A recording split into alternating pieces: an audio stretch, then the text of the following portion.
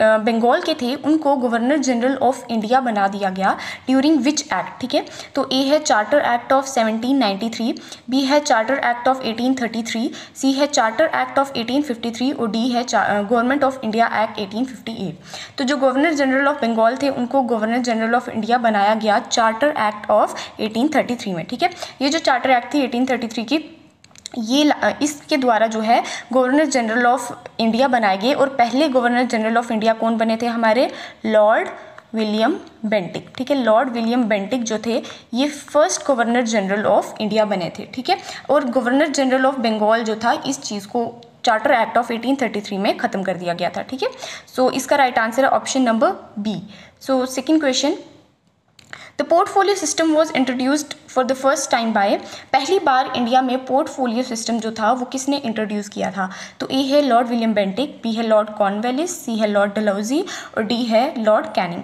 तो इसका right answer है ऑप्शन नंबर डी, ठीक है। लॉर्ड कैनिंग जो थे इन्होंने 1859 में जो है 1859 में इन्होंने पोर्टफोलियो सिस्टम जो है वो इंट्रोड्यूस किया था इंडिया में। एंड लॉर्ड कैनिंग जो थे इनके लिए एक और इम्पॉर्टेंट चीज़ क्या है, ही was the first viceroy of India, ठीक है। पहले वाइसरॉय ऑफ इंडिया जो थे 1858 में जो है गवर्नमेंट ऑफ इंडिया एक्ट 1858 जो आई थी उसमें फर्स्ट टाइम वाइसरॉय जो गवर्नर जनरल ऑफ इंडिया था उसको वाइसरॉय ऑफ इंडिया में कन्वर्ट कर दिया गया था। और पहले वाइसरॉय ऑफ इंडिया हमारे बने थे लॉर्ड कैनिंग, ठीक है, 1858 में। और 1859 में जो है इन्होंने इंट्रोड्यूस किया था पोर्टफोलियो सिस्टम इंडिया में, ठीक है। सो सेकंड का राइट आंसर है option number D, Lord Canning. Third question, who was the first Indian governor general of free India? तो इंडिया के पहले गवर्नर जनरल कौन थे? यहाँ पे क्या सबसे इंपॉर्टेंट चीज़ नोट करने वाली, फर्स्ट इंडियन लिखा है। सो क्वेश्चन हमेशा ध्यान से पढ़ना चाहिए कि फर्स्ट इंडियन गवर्नर जनरल यहाँ पे पूछा है, फर्स्ट गवर्नर जनरल नहीं पूछा है, ठीक है। अगर फर्स्ट गवर्नर जनरल पूछा होता तो हम लॉर्ड माउंटबेटन को टिक कर देते क्योंकि ही was the first governor general of free India. जब इंडिया इंडिपेंडेंट हुआ था तो पहले गवर्नर जनरल जो थे वो लॉर्ड माउंटबेटन बने थे। लेकिन फर्स्ट इंडियन गवर्नर जनरल जो थे वो कौन थे? तो ए है सी राजगोपालाचार्य, बी है Lord Mountbatten, C doctor Rajendra Prasad and D Jawaharlal Nehru. तो इसका राइट आंसर है ऑप्शन नंबर ए, ठीक है। सी राजगोपालाचार्य जो थे ये पहले क्या बने थे? First governor general of India, ठीक है। And first governor general of India जो थे वो लॉर्ड माउंटबेटन थे। First Indian governor general of India जो थे हमारे सी राजगोपालाचार्य थे। डॉक्टर राजेंद्र प्रसाद हमारे फर्स्ट प्रेसिडेंट थे and Jawaharlal Nehru prime minister, ठीक है। सो इसका राइट आंसर थर्ड का है हमारा option number A, Rajagopalachari. Fourth question, fundamental rights can be suspended during emergency except. तो जो फंडामेंटल राइट्स हैं उनको हम सस्पेंड कर सकते हैं इमरजेंसी के टाइम, एक्सेप्ट कौन से दो फंडामेंटल राइट्स हैं जिनको हम सस्पेंड नहीं कर सकते? तो ए है आर्टिकल 29-30, बी है आर्टिकल 15-16, सी है आर्टिकल 20-21 एंड डी है आर्टिकल 23-24। तो ऐसे दो आर्टिकल्स हैं जो हम फंडामेंटल राइट्स जब सस्पेंड करते हैं तो वो सस्पेंड नहीं हो सकते। तो इसका फोर्थ का राइट आंसर है ऑप्शन नंबर सी, ठीक है। आर्टिकल 20-21 जो है ये कभी भी सस्पेंड नहीं हो सकता। और ये जो हमने सस्पेंशन ऑफ फंडामेंटल राइट्स है ये हमने कहाँ से लिया है? वेमार कॉन्स्टिट्यूशन ऑफ जर्मनी जो है वहाँ से हमने सस्पेंशन ऑफ फंडामेंटल राइट्स जो है ये हमने लिया है। एंड फंडामेंटल राइट्स जो हैं वो हमने कहाँ से लिए हैं? वो हमने यूएसए से लिए हैं, ठीक है। सो फंडामेंटल राइट्स यूएसए से लिए हैं, suspension of fundamental rights Weimar constitution of Germany से लिए हैं। और जो फंडामेंटल राइट जो हैं, जो आर्टिकल जो हैं इमरजेंसी के टाइम सस्पेंड नहीं होते हैं वो है option number C, article 20 and 21। So fourth का सी राइट आंसर है। आई होप अभी तक सबका राइट आंसर चल रहे होंगे। 4 आउट ऑफ 4 स्कोर होना चाहिए सबका बिकॉज बहुत बेसिक क्वेश्चंस चल रहे हैं अभी। Fifth question, the word socialist, secular and integrity were added to the preamble by. तो जो वर्ड्स थे सोशलिस्ट, सेक्युलर और इंटीग्रिटी ये हमने प्रीएम्बल में कौन से कॉन्स्टिट्यूशनल अमेंडमेंट एक्ट में ऐड किए थे? तो ए है 42nd constitutional amendment act, B है 44th, सी है 7th और डी है 52nd। तो फिफ्थ का राइट आंसर है ऑप्शन नंबर ए, ठीक है। जो 42nd कॉन्स्टिट्यूशनल अमेंडमेंट एक्ट थी ये हमारी कब आई थी? 1976 में 42nd कॉन्स्टिट्यूशनल अमेंडमेंट एक्ट आई थी जिसको हम मिनी कॉन्स्टिट्यूशन के नाम से भी जानते हैं। इसको मिनी कॉन्स्टिट्यूशन भी कहा जाता है क्योंकि सबसे ज़्यादा चेंजेस जिस कॉन्स्टिट्यूशनल अमेंडमेंट एक्ट में हुए थे वो 42nd कॉन्स्टिट्यूशनल अमेंडमेंट एक्ट में हुए थे और इसको इसलिए हम मिनी कॉन्स्टिट्यूशन भी बोलते हैं। ये 1976 में आई थी और प्रीएम्बल में जो है इस दौरान जो है इस कॉन्स्टिट्यूशनल अमेंडमेंट एक्ट में प्रीएम्बल में हमने ये 3 वर्ड्स जो थे न्यू ऐड किए थे, ठीक है। अब जो हमारा प्रीएम्बल है ना इसको पॉलिटिकल हॉरोस्कोप ऑफ इंडिया भी बोला था किसी ने, ठीक है। Preamble is also known as political horoscope of India, ये किसने बोला था? के.एम. मुंशी ने, ठीक है। के.एम. मुंशी जो थे, इन्होंने प्रियम्बल को पॉलिटिकल हॉरोस्कोप ऑफ इंडिया बोला था। And also preamble is known as identity card of India, preamble को आइडेंटिटी कार्ड ऑफ इंडिया भी बोला जाता है। ये किसने बोला था? पालखी वाला ने, ठीक है। पालखी वाला जो थे, इन्होंने आइडेंटिटी कार्ड ऑफ इंडिया बोला था प्रियम्बल को, और पॉलिटिकल हॉरोस्कोप ऑफ इंडिया जो था वो किसने बोला था? के.एम. मुंशी ने। अब जो प्रियम्बल है ना, इसका एक और इम्पॉर्टेंट चीज़ ये है कि प्रियम्बल जो है वो क्या है? Modified version of, it is the modified version of objective resolution, ठीक है। जो ऑब्जेक्टिव रेजोल्यूशन पास किया गया था ड्यूरिंग मेकिंग ऑफ कॉन्स्टिट्यूशन, एक ऑब्जेक्टिव रेजोल्यूशन जो है वो पास किया गया था, उसी का जो मॉडिफाइड वर्जन है वो है हमारा प्रियम्बल। अब आप मुझे कमेंट सेक्शन में ये आंसर बताएंगे कि जो ऑब्जेक्टिव रेजोल्यूशन था ये किसने जो है इसको किसने शो किया था, ठीक है। Objective resolution was formed by home, ठीक है। किसने ऑब्जेक्टिव रेजोल्यूशन बनाया था और बोला था कि इसको भी कॉन्स्टिट्यूशन जो है उसमें ऐड किया जाए, और फर्दर जो है जाके ये प्रियम्बल के नाम से जाना गया, ठीक है। सो objective resolution was given by, ये आप मुझे कमेंट सेक्शन में कमेंट करके बताना है, ठीक है। सो फिफ्थ का राइट आंसर हमने देख लिया, ऑप्शन नंबर ए है 42nd constitutional amendment act. Six question, which committee was setup for the separation of Andhra Pradesh and Telangana. तो आंध्र प्रदेश और तेलंगाना की जब सेपरेशन हुई थी तो कौन सी कमेटी बिठाई गई थी? तो ऑप्शन नंबर ए है के वेणुगोपाल कमेटी, बी है नरसिम्हा राव कमेटी, सी है श्री कृष्ण कमेटी, और डी है RS. Maheshwari committee.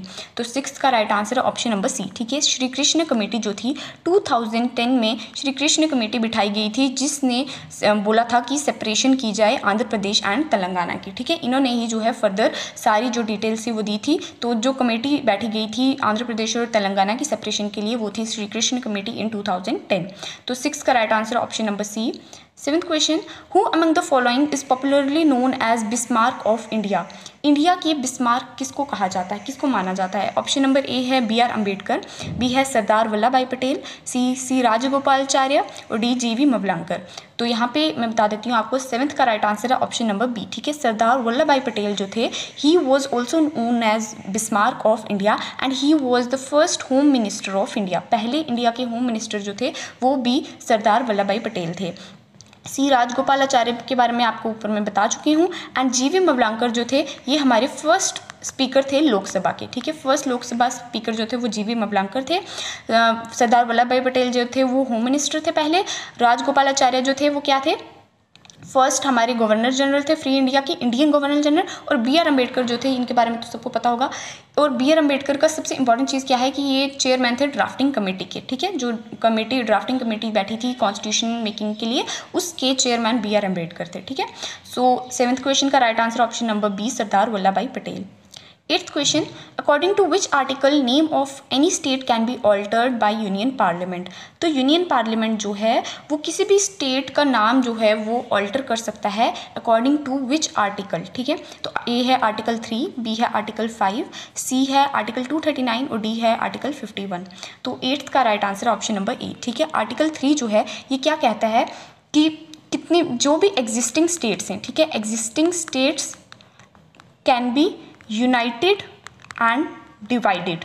Existing states को यूनाइट भी कर सकते हैं और डिवाइड भी कर सकता है यूनियन पार्लियामेंट। ये जो है हक जो है यूनियन पार्लियामेंट को दिया गया है आर्टिकल 3 के अंदर, ठीक है। सो आर्टिकल 3 जो है ये कहता है कि existing states can be united as well as divided, ठीक है। और किसी भी स्टेट का नाम चेंज कर सकते हैं या उसको यूनियन टेरिटरी में बना सकते हैं, ये सब जो है आर्टिकल 3 में दिया गया है। सो एट्थ का राइट आंसर है option number A, article 3। Ninth question, which of the following act is also known as Montagu Chelmsford reform. तो कौन से इनमें से कौन से एक्ट को मॉन्टैग-चेम्सफोर्ड रिफॉर्म के नाम से भी जाना जाता है? ए है इंडियन काउंसिल्स एक्ट 1909, बी है गवर्नमेंट ऑफ इंडिया एक्ट 1935, सी है गवर्नमेंट ऑफ इंडिया एक्ट 1919 और डी है चार्टर एक्ट ऑफ 1833। तो नाइन्थ का राइट आंसर है ऑप्शन नंबर सी, ठीक है। गवर्नमेंट ऑफ इंडिया एक्ट जो 1919 में आया था उसको मॉन्टैग-चेम्सफोर्ड रिफॉर्म्स के नाम से भी जाना जाता है। इस एक्ट की इंपॉर्टेंस क्या थी कि इसमें सेंट्रल एंड प्रोविंशियल सब्जेक्ट्स बनाए थे, ठीक है। सेंट्रल और प्रोविंशियल सब्जेक्ट्स जो थे इस एक्ट में बनाए गए थे। बाद में फर्दर प्रोविंशियल सब्जेक्ट्स को ट्रांसफर्ड और रिजर्व्ड में जो है वो भी कन्वर्ट किया गया था, ठीक है। इस एक्ट में सबसे इंपॉर्टेंट चीज़ क्या आई थी? डायरकी जो थी, ठीक है। Dyarchy war introduced, by cameralism जो है फर्स्ट टाइम, वो इसी एक्ट में इंट्रोड्यूस किया गया था। सो ये बहुत इंपॉर्टेंट एक्ट है, आपको पता होना चाहिए। गवर्नमेंट ऑफ इंडिया एक्ट 1919, इसको मॉन्टेग-चेम्सफोर्ड रिफॉर्म के नाम से भी जाना जाता है, जिसमें सेंट्रल प्रोविंशियल सब्जेक्ट्स इंट्रोड्यूस किए गए थे, डायरकी इंट्रोड्यूस की गई थी और बाइकैमरलिज्म पहली बार इंट्रोड्यूस किया गया था। ठीक है, सो 9th का राइट आंसर है option number C. 10th question, president can make proclamation of emergency in failure of constitutional machinery in any state according to. तो प्रेसिडेंट जो है वो कॉन्स्टिट्यूशनल मशीनरी के फेलियर पे जो है बेसिकली कॉन्स्टिट्यूशनल इमरजेंसी जो है वो कौन से आर्टिकल के अंदर लगाई जाती है। तो ए है आर्टिकल 360, बी है आर्टिकल 356, सी है आर्टिकल 352 और डी है आर्टिकल 350। तो 10th का राइट आंसर है ऑप्शन नंबर बी। ठीक है, आर्टिकल 356 जो कहता है ये कॉन्स्टिट्यूशनल इमरजेंसी के बारे में बताता है। ठीक है, अब यहाँ पे आर्टिकल 352 जो दिया गया है ये है हमारा नेशनल इमरजेंसी। नेशनल इमरजेंसी जो है वो आर्टिकल 352 के अंदर लगती है। एंड द आर्टिकल 360 जो है ये हमारा है फाइनेंशियल इमरजेंसी। ठीक है, फाइनेंशियल इमरजेंसी जो है वो आर्टिकल 360 के अंदर लगती है। आप मुझे कमेंट में ये बताइएगा कि अभी तक इंडिया में नेशनल इमरजेंसी कितनी बार लग चुकी है। ठीक है, इंडिया में नेशनल इमरजेंसी कितनी बार लगी है ये आपको मुझे कमेंट करके बताना है। तो 10th का राइट आंसर है option number B, article 356। 11th question, which civilization is also known as नखलिस्तान और ओएसिस ऑफ सिंध। कौन सी सिविलाइजेशन को नखलिस्तान या ओएसिस ऑफ सिंध भी कहा जाता है। तो ए है हरप्पन सिविलाइजेशन, बी है इंडस सिविलाइजेशन, सी है मोहनजोदारो सिविलाइजेशन और डी है यूफ्रेट्स सिविलाइजेशन। तो इसका राइट आंसर 11th का है ऑप्शन नंबर सी। ठीक है, मोहनजोदारो सिविलाइजेशन जो है इसको हम माउंट ऑफ डेड या ओएसिस ऑफ सिंध नखलिस्तान के नाम से भी जानते हैं। ठीक है, सो 11th का राइट आंसर है मोहनजोदारो सिविलाइजेशन और ये जो है डिस्कवर की थी RD.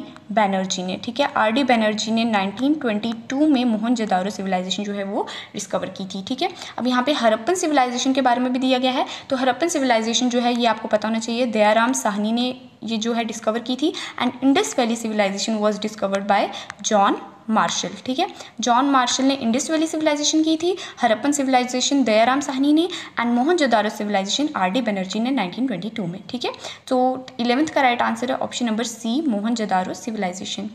12th question, the battle of 10 kings also called the Sarjana war is referred to in which mandal of Rigveda. तो ये जो है एक बैटल ऑफ 10 किंग्स हुई थी between 5 Aryans, 5 Aryan and 5 non Aryans के बीच में ये जो है बैटल हुई थी, जिसमें सुदास जो थे उनको विक्ट्री मिली थी।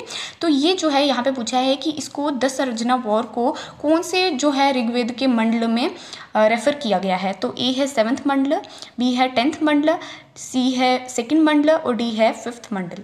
तो 12th का राइट आंसर है ऑप्शन नंबर ए। ठीक है, 7th मंडल जो है ऋग्वेदा का उसमें बताया गया है बैटल ऑफ 10 किंग्स के बारे में, जो कि 5 आर्यन 5 नॉन आर्यन के बीच में लड़ गई थी। जो 10th मंडल है ना, टोटल हमारे जो ऋग्वेद हैं उसमें टोटल 10 मंडल ही हैं। ठीक है, टोटल जो है 1028 हाइम्स हैं और 10 मंडल हैं ऋग्वेदा में। ठीक है, एंड जो हमारा गायत्री मंत्र है ना, गायत्री मंत्र इज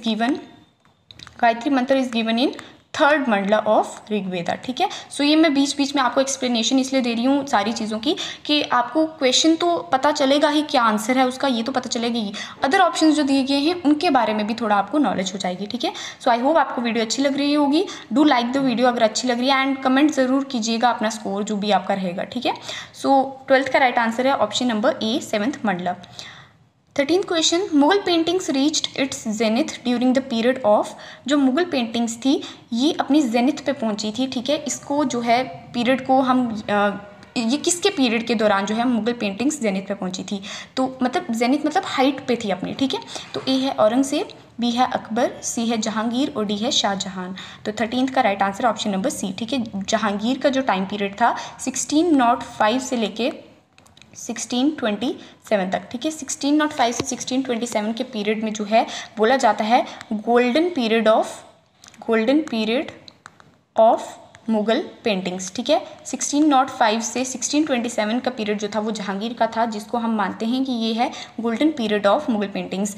जहांगीर जो है इसने शालीमार एंड निशात गार्डन जो हैं हमारे श्रीनगर में वो भी जहांगीर के द्वारा ही बनाए गए हैं। ठीक है, सो 13th का right answer option number C, Jahangir.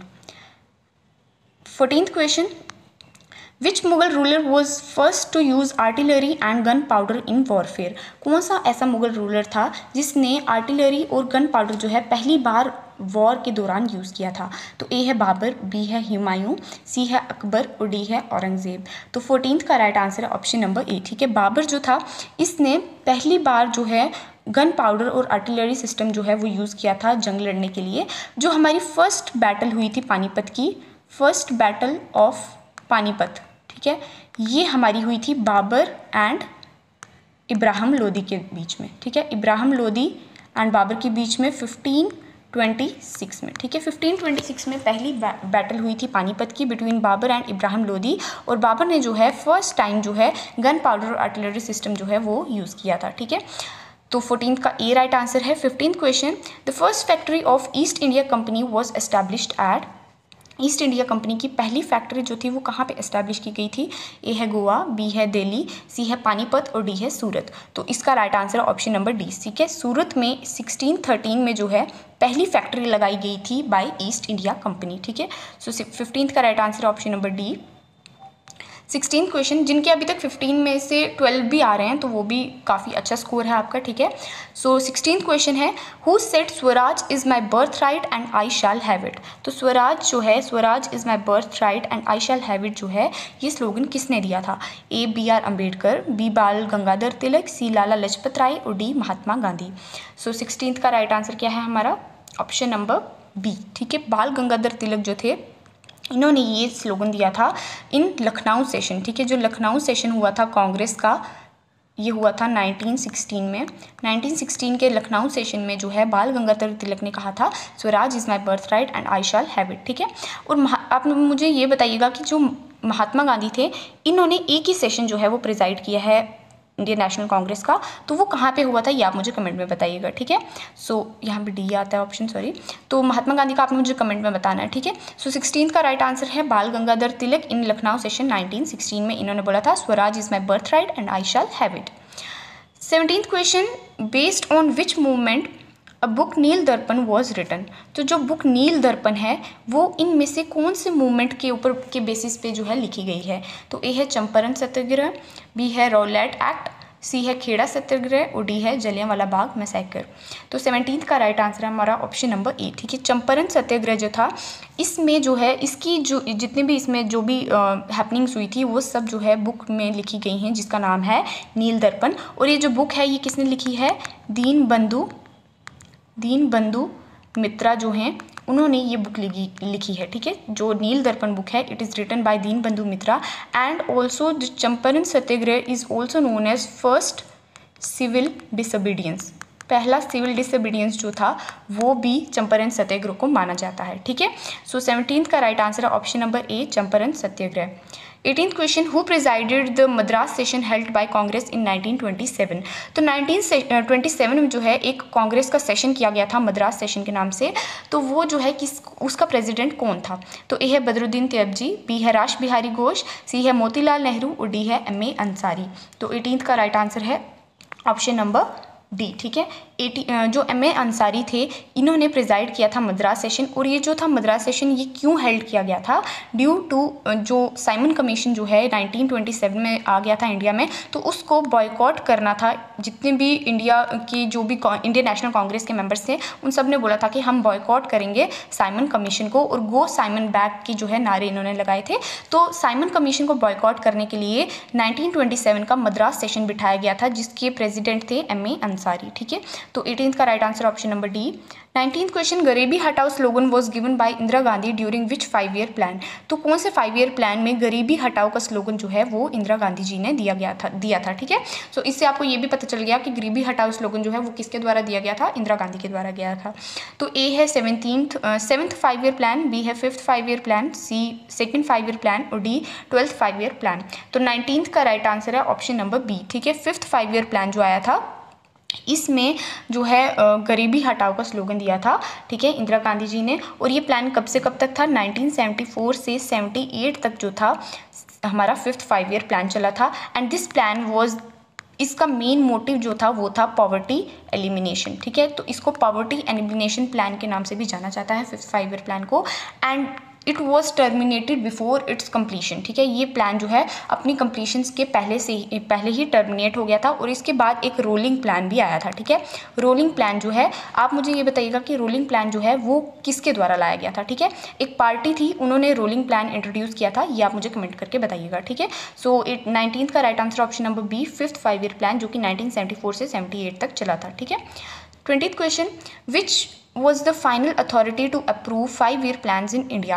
India में 5 year plans जो हैं उनको अप्रूव करने के लिए जो फाइनल अथॉरिटी थी वो कौन सी थी? तो ए है NDC, बी है NCDC, सी है प्लानिंग कमीशन और डी है NABARD। तो 20th का राइट आंसर है ऑप्शन नंबर ए, ठीक है। नेशनल डेवलपमेंट काउंसिल जो है ये फाइनल अथॉरिटी थे to approve 5 year plans in India in 1950, ठीक है। 1950 में जो है अप्रूवल हुआ था और 1951 से जो है फर्स्ट 5 year प्लान जो है वो स्टार्ट हुआ था, ठीक है। 1950 में NDC ने जो है फाइनल अप्रूवल दिया था to start 5 year plans in India. तो 20th का right answer option number A. 21st, Mount Everest is also known as Sagarmatha in which country? तो माउंट एवरेस्ट को जो है सागरमथा के नाम से कौन सी कंट्री में जाना जाता है? ए है बांग्लादेश, बी है इंडिया, सी है चाइना और डी है नेपाल। तो इसका right answer option number D, ठीक है। नेपाल में जो है माउंट एवरेस्ट को सागरमथा नाम से जाना जाता है। माउंट एवरेस्ट को चाइना में चोमुलैंगमा के नाम से भी जाना जाता है, ठीक है। चोमुलैंगमा नाम से चाइना में जाना जाता है, सागरमथा नाम से नेपाल में, और इंडिया में जो माउंट एवरेस्ट के नाम से ही बोलते हैं, ठीक है। सो 21st का right answer option number D. 22nd question, Siachen, Baltoro, Biafo, Hispar and are important peaks of? तो सियाचिन, बाल्टारो, बियाफो, हिस्पर ये सब इंपॉर्टेंट पीक्स कौन से हिमालयस में आती हैं, ठीक है। सो ए है आउटर हिमालय जिनको हम शिवालिक्स भी बोलते हैं, बी है मिडल हिमालय, सी है ट्रांस हिमालयस और डी है हिमाद्रीज, ठीक है। सो 22nd का right answer option number C, ठीक है। ट्रांस हिमालयस जो हैं इनमें ही ट्रांस हिमालयस में ये इंपॉर्टेंट पीक्स जो हैं आती हैं सियाचिन, बाल्टारो, बियाफो और हिस्पर। ट्रांस हिमालयस की जो मेजर हिल्स हैं वो हैं हमारी लद्दाख, ज़ंस्कार, ठीक है। लद्दाख, ज़ंस्कार, काराकोरम जो हैं ये इंपॉर्टेंट हिल्स हैं जो, ठीक है, ट्रांस हिमालयस की। और जो ट्रांस हिमालयस हैं ये कब बने थे? हिमालयस की फॉर्मेशन से भी पहले, ठीक है। So these are found before the formation of Himalayas and the important hills are Ladakh, Zanskar and Karakoram. और इंपॉर्टेंट पीक्स जो हैं वो हैं सियाचिन, बाल्टारो, बियाफो, हिस्पर, ये सब, ठीक है। सो 22nd का right answer option number C, trans Himalayas. 23rd question, Cardamom Hills are the southern most hill range on India having a Shencottah gap which joins? तो कार्डमम हिल्स जो हैं ये सदर्न मोस्ट हिल रेंज हैं India की, और यहाँ पे जो है एक शेनकोटा गैप पाया जाता है जो कि कौन सी 2 स्टेट्स को ज्वाइन करता है? तो ए है आंध्र प्रदेश एंड तमिलनाडु, बी है कर्नाटका एंड केरला, सी है केरला एंड आंध्र प्रदेश और डी है तमिलनाडु एंड केरला। तो 23rd का right answer option number D, ठीक है। तमिलनाडु और केरला को ज्वाइन करता है शेनकोटा गैप जो कि हमारे कार्डमम हिल्स में पाया जाता है। और ये जो कार्डमम हिल्स हैं ये वेस्टर्न घाट्स की हिल्स हैं, ठीक है। These are the hills of western Ghats, ठीक है। These are the southern most hill range of India and यहाँ पे जो है शेनकोटा गैप जो है वो ज्वाइन करता है तमिलनाडु और केरला को, ठीक है। तो 23rd का right answer option number D, Tamil Nadu and Kerala. 24th question, which of the following is formed by the old alluvium containing pebbles and coarser sediments? तो इन 4 ऑप्शंस में से जो है ओल्ड एलुवियम जो है किसको कहा जाता है बेसिकली, ठीक है, जहाँ पे पेबल्स और कोर्सर सेडिमेंट्स ही पाए जाते हैं? तो ए है खादर रीजन, बी है बंगाल रीजन, सी है बाबर रीजन और डी है तराई रीजन। तो 24th का right answer option number B, Bengal region जो है, बांगर रीजन, इसको ओल्ड एलुवियम के नाम से भी जाना जाता है और ये जो है लेस फर्टाइल रीजन है, ठीक है। यहाँ पे फर्टिलिटी बहुत कम होती है क्योंकि यहाँ पे ज़्यादातर पेबल्स और जो सेडिमेंट्स वगैरह हैं वो कम पाए जाते हैं, ठीक है। सो 24th का right answer option number B, Bengal region. 25th question, world's largest fresh water riverine island is located in? तो दुनिया का largest fresh water riverine island जो है वो कहाँ पे लोकेटेड है? A Arunachal Pradesh, B Sikkim, C Assam और डी नेपाल। तो 25th का right answer option number C, ठीक है। असम में जो है मजुली आइलैंड जो है, Majuli island on river Brahmaputra, ठीक है। ब्रह्मपुत्र रिवर पे मजुली आइलैंड जो है in Assam is the largest fresh water riverine island located in India, ठीक है। एंड ये वर्ल्ड का largest fresh water riverine island है। तो ये कहाँ पे है? असम में, in Majuli, it's known as Majuli island on river Brahmaputra. 26th question, which of the following is the longest peninsular river in India? India का लॉन्गेस्ट पेनिनसुलर रिवर कौन सा है? A Godavari, B Narmada, C Ganga and D Kaveri. 226 का right answer option number A. ठीक है, गोदावरी जो है ये लॉन्गेस्ट पेनिनसुलर रिवर है इंडिया का। इसको हम दक्षिण गंगा नाम से भी जानते हैं। ठीक है, दक्षिण गंगा भी कहते हैं गोदावरी को। And it forms the second largest basin in India. Second largest basin in India is formed by river Godavari, also known as Dakshin Ganga, and it is the longest peninsular river of India. It originates from Maharashtra. ठीक है, महाराष्ट्र से originate होती है गोदावरी। तो 26 का ए right answer था। 27th question, Hirakud dam the longest dam of India is located on which river? तो जो हीराकुंड डैम है ये लॉन्गेस्ट डैम ऑफ इंडिया है, ये कौन से रिवर पे लोकेटेड है? तो ए गोदावरी, बी कावेरी, सी नर्मदा और डी महानदी। तो 7th का right answer option number D. ठीक है, महानदी रिवर जो है इस पे हीराकुंड डैम जो है वो लोकेटेड है, जो कि लॉन्गेस्ट डैम ऑफ इंडिया है। और ये महानदी पे कहाँ पे लोकेटेड है? उड़ीसा में। ठीक है, उड़ीसा में जो है हीराकुंड डैम लोकेटेड है एंड इसकी लेंथ जो है वो है 2676 किलोमीटर। ठीक है, 2676 किलोमीटर लॉन्ग है ये dam and it is the longest dam of India. अब मुझे ये बताइए कि हाईएस्ट डैम ऑफ इंडिया कौन सा है? ठीक है, हाईएस्ट डैम ऑफ इंडिया कौन सा है ये आप मुझे कमेंट में बताइएगा। 28th question, India's first centre for wetlands conservation and management has been set up in? India का पहला कहाँ पे सेंटर बनाया गया है वेटलैंड कंजर्वेशन का? तो ए है तमिलनाडु, बी है चेन्नई, सी दिल्ली और D Bangalore.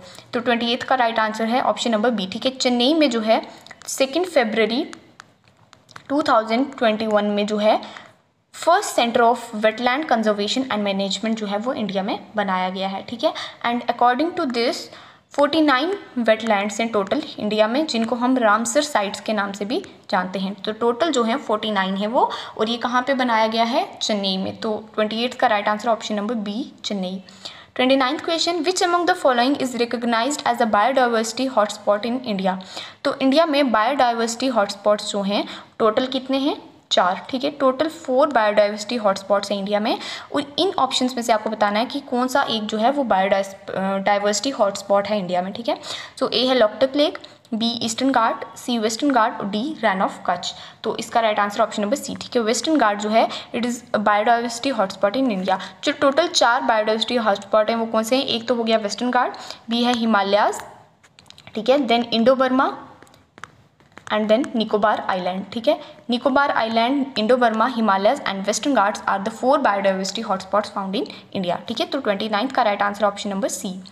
30th question, who is known as the father of ecology in India? India में फादर ऑफ इकोलॉजी किसको माना जाता है? A Ramdeo Mishra, B Odum, C A G. Tansley और डी एम.एस. स्वामीनाथन। तो इसका right answer option number A. ठीक है, इंडिया में जो है फादर ऑफ इकोलॉजी रामडियो मिश्रा को माना जाता है। जो ओडम है ना, इनको फादर ऑफ इकोलॉजी माना जाता है इन वर्ल्ड। ठीक है, तो father of ecology in world जो है वो यूजीन ओडम है, father of ecology in India जो है वो रामडियो मिश्रा है। ए.जी. टैंसले जो है इन्होंने दिया था कंसेप्ट ऑफ इकोसिस्टम। ठीक है, ये सबको पता होना चाहिए। और M S. Swaminathan is father of green revolution in India. ठीक है, सो 30th क्वेश्चन का राइट आंसर ऑप्शन नंबर ए।